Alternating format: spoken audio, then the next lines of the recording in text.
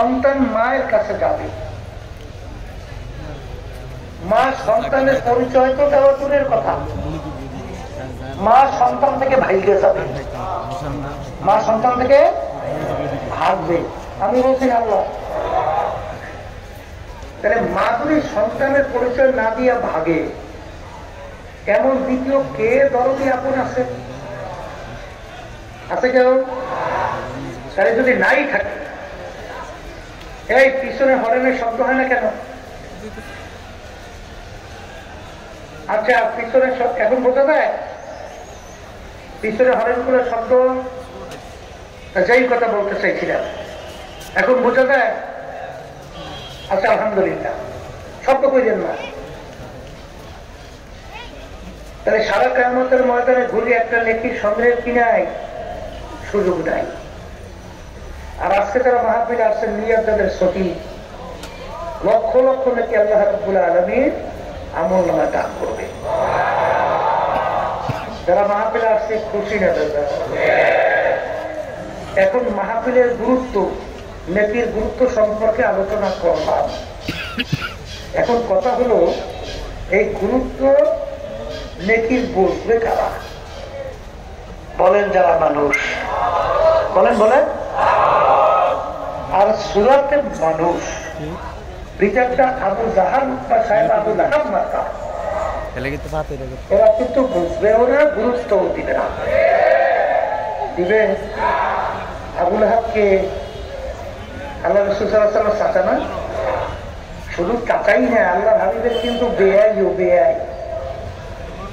আল্লাহ রাসূল সাল্লাল্লাহু আলাইহি ওয়াসাল্লামের দুই মেয়েকে তার দুই ছেলের সঙ্গে বিবাহ হয়েছে।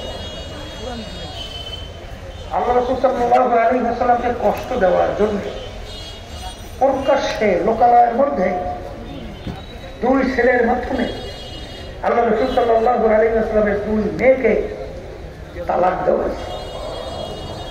এত বড় খবীস এই আবু লাহাব, আবু জাহাল, উতবা সাহেব আবু লাহাব মার্কা, এরা কি আমাদের আলোচনা গুরুত্ব দেবে? নেকির গুরুত্ব দিবে? ওরা মানুষ না? এই আল্লাহর বান্দারা, ওরা মানুষ না। তারা আল্লাহ রাব্বুল আলামিন কোরআনুল কারীমে কি বলছে? উলাইকা কাল আনআম। এরপর আল্লাহ বলছেন বাল হুম আযাল। এরপর আল্লাহ অন্য আয়াতে বলছেন শাররুল বারিয়া।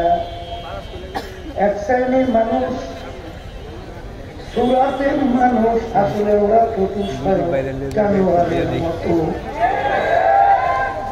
এরপরে আল্লাহ বলেন জানোয়ারের মতোই না, তার চেয়েও খারাপ আছে বলে।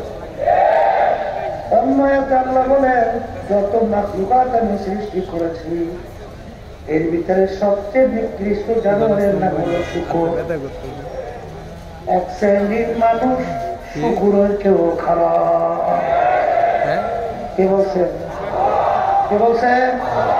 তাহলে বুঝা গেল ওরা সুরাতে অঙ্গ প্রত্যঙ্গের মানুষ হতে পারে, আল্লাহ বলতেছেন ওগুলো মানুষ না। কথা ঠিক কিনা? এখন আমি বলছিলাম আমাদের আলোচনা নেকের গুরুত্ব বুঝতে কারা? আবার বলেন। তাহলে এখন কথা বলে সংক্ষেপ বলছি, তাহলে বুঝা গেল মানুষের সুরাত আকৃতি হলেই মানুষ হওয়া যায় না। বলেন বলেন, মানুষের সুরাত আকৃতি হইলে মানুষ হওয়া যায় না। মানুষ কাকে বলে? এইটা বোঝার জন্য, বোঝাবার জন্যই মাহফিলের ব্যবস্থা। এত পরিশ্রম, এত খরচ, উদ্দেশ্য নেই, কথা বলা আছে নাই? আল্লাহ রাসূল সাল্লাল্লাহু আলাইহি ওয়াসাল্লাম বলেন মানুষ কাকে বলে?